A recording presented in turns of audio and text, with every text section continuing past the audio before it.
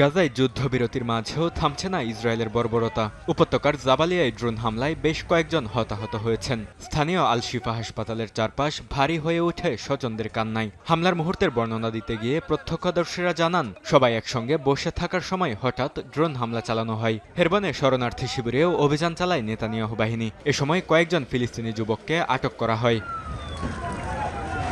মাসাফের ইয়াত্তা অঞ্চলে রাখালদের উপর হামলা চালায় বসতি স্থাপনকারীরা। তাল মাইন এলাকায় সংঘর্ষের সময় দুজনকে আটক করে ইসরায়েলি বাহিনী। হামলাকারীদের সুরক্ষা দিতে এই আটক অভিযান চালানো হয় বলে অভিযোগ উঠেছে। খিরবেত আল মুফাকারা সহ বিভিন্ন গ্রামে বাড়িঘরে হামলা চালানো হয়।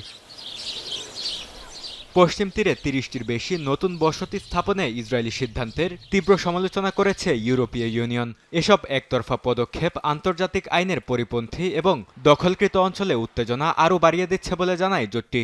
বিশেষ করে পূর্ব জেরুজালেম সহ পুরো পশ্চিম তীরে ইসরায়েলের উপস্থিতি বাড়ানোর প্রচেষ্টা নিয়ে উদ্বেগ প্রকাশ করা হয়।